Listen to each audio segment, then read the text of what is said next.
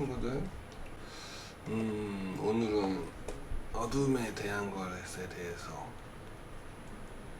이 어둠이 왜 중요한가, 이거에 대해서 설명할 겁니다.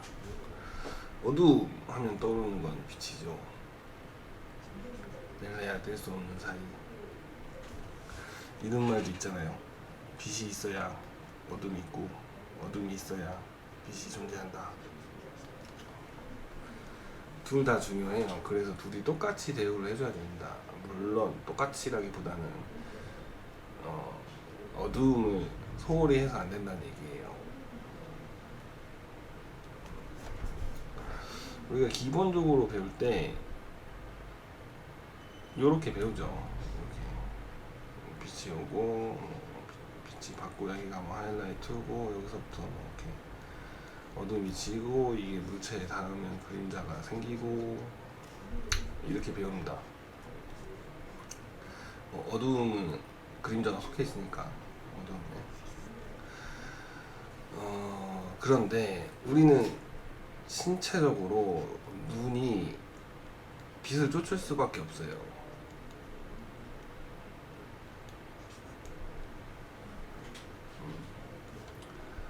그렇기 때문에 약간의 그림을 그릴 때 실수들이 나오기 시작하는데, 그게 뭐냐면 첫 번째가 빛을 너무 과도하게 사용합니다.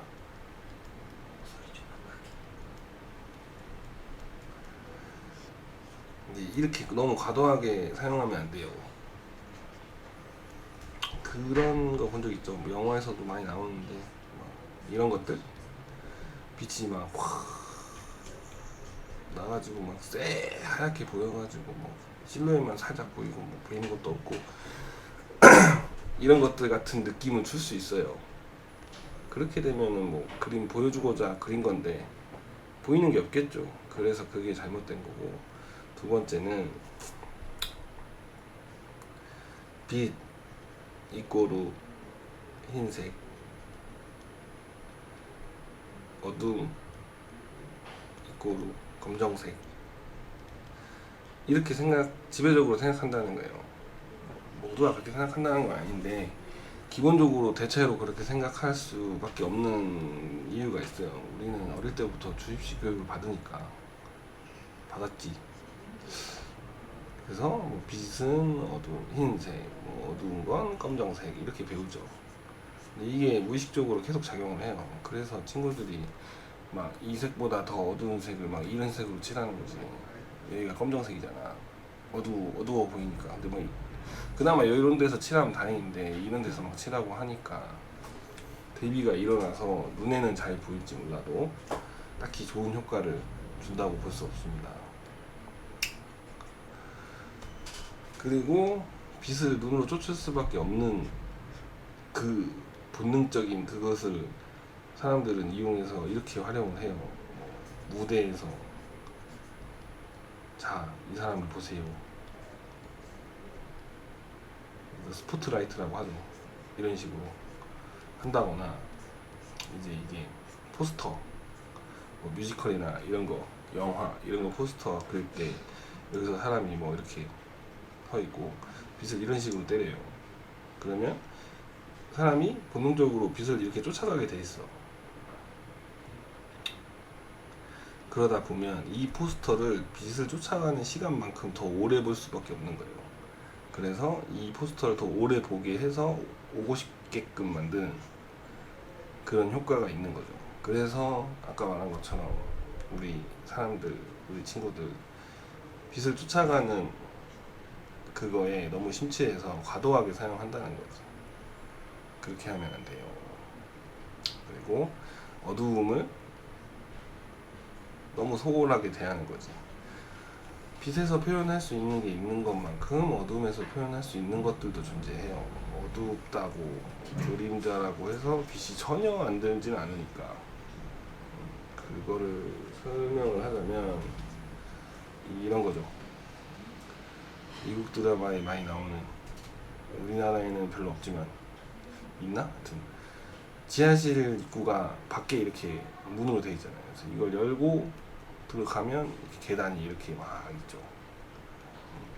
그러면 여기는 당연히 빛이 드니까 보이겠지만 이쪽 안으로 들어갈수록 어둡잖아요. 안 보일 거라고. 그렇다고 해서 아예 안 보이는 건 아니라는 얘기지. 뭐 물체나 물건의 외곽 실루엣이라든지 이게 눈에 익으면서 보이는 것들도 있지만 빛이 스며들어서 그거에 대한 정보를 알려주는 거예요. 그래서 어두움에서 표현해야 하는 정도가 있습니다. 이거를 놓치지 않고 꼭 중요하게 생각하셔야 돼요. 그래서 이거를 어두움을 활용하면 그림이 얼마만큼 바뀌는가, 어떤 더 좋은 그림이 될 수 있는가를 역시 우리 학생 작업물로 또 한번 봅시다. 자, 우리 이 친구 학생 그림은 이거는 끝이 났어요. 이거는 끝이 났는데 이제 끝나기 전에 제가 이제 그 전 거를 가져와가지고 여러분들하고 보여주고 하려고 꺼내왔습니다. 그래서 이제 이거를 어떻게 하면 이 그림이 더 나아질 수 있는가, 이제 어두움을 활용해서 그걸 보여드릴 건데, 뭐 간단해요. 근데 이게 약간 보기에는 많은 차이가 보여질 거예요.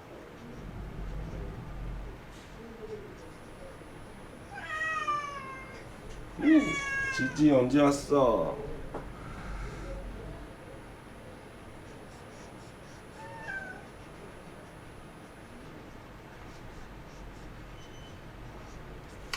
자, 이런 식으로 여기서 이제 이런 연출 기법들을 조금 활용을 해보자면 뭐 이런 것들이 있겠죠.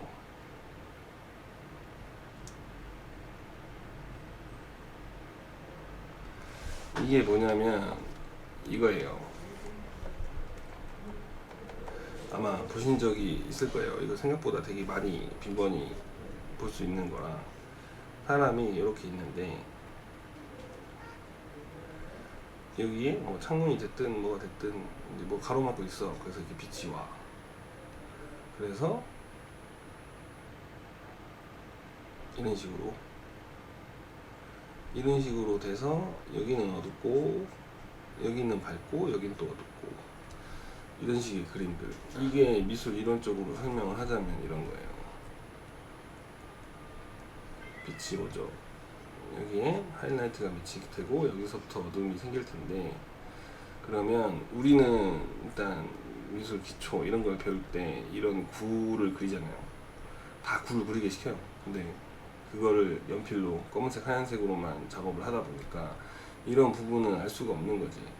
요 부분, 요 경계선에서 빈번하게 가장 크게 일어나는 게 뭘까? 대비. 여긴 밝고 여긴 어두우니까 이 경계선에서 가장 극명하게 나타날 거 아니에요. 근데 이게 극명하게 나타나는 걸 현실에서 보면 어떤 식으로 되느냐? 채도가 올라가요.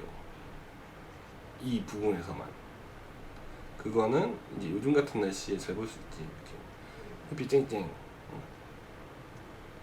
여기다가 손을 이렇게 뻗어 보면 이렇게 그림 어둠이 생기겠죠.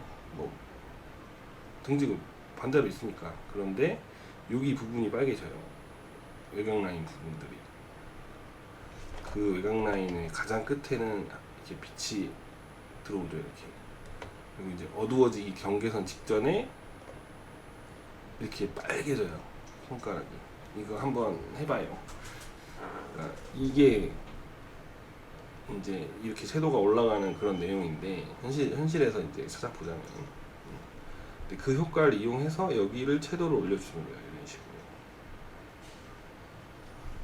그러면 여기에 집중을 하게 되는 거죠. 사람들이 이 경계 라인을 따라서 이 부분을 집중을 하게 되는 거예요.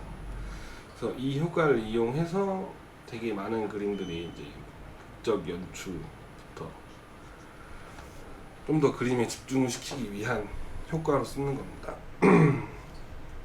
그래서 뭐 그렇게 해가지고 채도를 올리고 그런 것까지는 안 했지만 어두움을 활용해서 쓰는 거니까 여기서 또 더 어두움을 활용해서 할 수 있는 부분을 찾아주자면 이런 부분이 있죠. 이런 부분 이렇게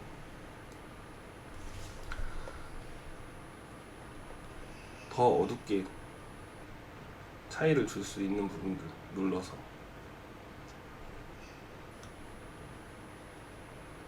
이렇게만 해주면 어떤 차이가 나는지 한번 봅시다.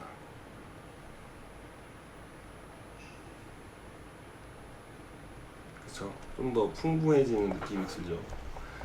그리고 뭐 이 나무 그늘이 진다고 하잖아. 이렇게 나무가 이렇게 머리 위에 있는데 여기가 빛을 이렇게 몽창 받을 수가 없어. 여기는 그림자가 지잖아. 나무 밑에는 그림자가 진다. 세상의 이치인데 이거를 왜 안 했을까?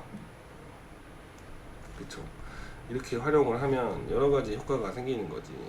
이렇게 더 튀어나오고 안으로 쏙 밀려 들어가고 또 튀어나오고 또 밀려 들어가고 안으로 앞으로 나오고 더 공간감을 풍성하게 조성해 줄 수 있습니다. 이런 부분들은 이제 어두움을 어떻게 활용할 것인가,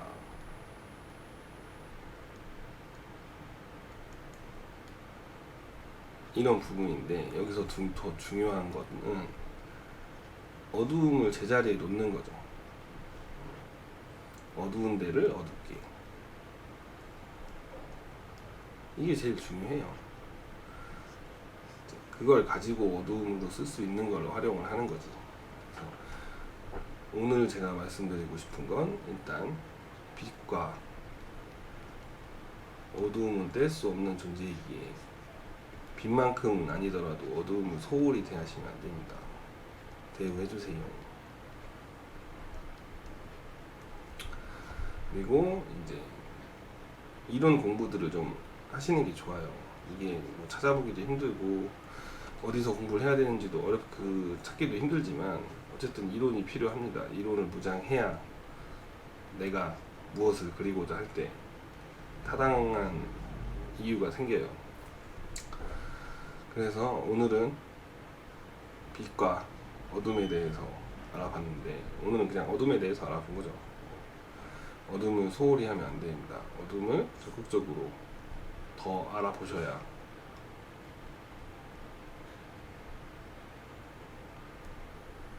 알아보실 필요가 있어요. 이게 되게 중요해요. 어둠. 그래서 오늘은 여기까지 할 겁니다. 여기까지. 이 이후에 또 더 좋은 정보를 알려드릴 수 있는 거를 가지고 찾아뵙도록 하겠습니다. 다음에 봐요. 안녕.